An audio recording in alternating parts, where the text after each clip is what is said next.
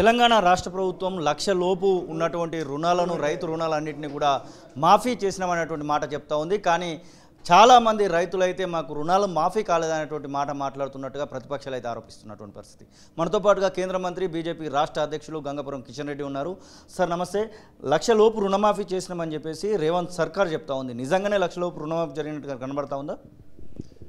వాస్తవంగా కాంగ్రెస్ పార్టీ ఎన్నికల్లో 2 లక్షల మాఫీ చేస్తామని చెప్పడం జరిగింది.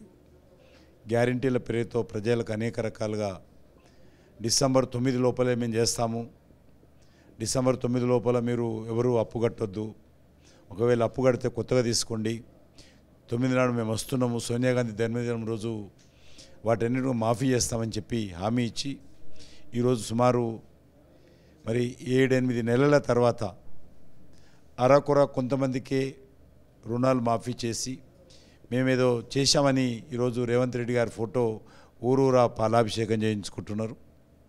ఇది వాస్తవం కాదు. రాష్ట్రంలో అనేక మంది రుణాలు తీసుకున్నటువంటి వాళ్ళు డిఫాల్ట్ అయ్యారు. వాళ్ళందరూ కూడా ఈరోజు బ్యాంకుల దృష్టిలో వాళ్ళు డిఫాల్టర్స్ కింద లెక్క. వాళ్ళ కొత్తగా రుణాలు ఇవ్వాలంటే కూడా బ్యాంకులు వెనక ముందాడతాయి. అదేవిధంగా గత 8 నెలలుగా 9 నెలలుగా చాలా పెద్ద ఎత్తున మీరు రుణమాఫీ చేస్తాము కాబట్టి మీరెవరు కూడా రైతులు బ్యాంకులలో డబ్బులు కట్టొద్దని చెప్పిన కారణంగా వడ్డీలు పెరిగినాయి. 2 లక్షల రూపాయల రుణం ఉండడానికి ఇప్పుడు ఆల్మోస్ట్ 8 నెలల్లో చాలా పెద్ద ఎత్తున వడ్డీ పెరిగింది. దానికి ఎవరు బాధ్యత తీసుకుంటారని చెప్పి అడుగుతా ఉన్నాను. అందుకే నేను ప్రభుత్వాన్ని కోరుతా ఉన్నాను, ఈ రాష్ట్రంలో డిసెంబర్లో ఉన్నటువంటి 2 లక్షల రుణమాఫీ ఎంతమంది, మీరు ఎంతమందికి రుణమాఫీ చేశారు, మీరు ఇప్పుడు 1,00,000 అంటున్నారు, మిగతా 1,00,000 ఎప్పటి లోపల ఇస్తారు, ఎప్పటి లోపల పూర్తి స్థాయిలో ప్రజలకు రుణమాఫీ అందుతుందో ఈ ప్రభుత్వం చెప్పాల్సినటువంటి అవసరం ఉంది. ప్రభుత్వము అంతేకాకుండా ఈరోజు రైతు బంధు ఏదైతే గతంలో ఉన్నటువంటి పథకం ఉందో రైతు అభయహస్తం పేరు మీద మేము 15,000 ఇస్తాము, రైతు కూలీలకు అదేవిధంగా 12,000 ఇస్తాము, కౌలు రైతులకు 15,000 ఇస్తాము, అదేవిధంగా ధాన్యం మీద 500 బోనస్ ఇస్తాము, అనేక రకాల హామీలు ఇవ్వడం జరిగింది.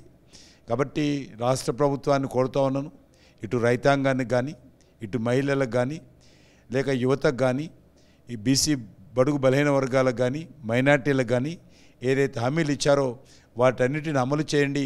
అంతే తప్ప మీకు ఫ్రీ బస్సు ఇచ్చాము, మహిళలందరూ బస్సులు తిరగండి, మీకు రుణమాఫీ చేస్తున్నామని చెప్పి రైతులను మభ్యపెట్టే విధంగా ఈ ప్రభుత్వం ప్రయత్నం చేస్తుందే తప్ప చిత్తశుద్ధితో ఇచ్చినటువంటి హామీలు ఎప్పట్లో మళ్ళీ అమలు చేస్తారు?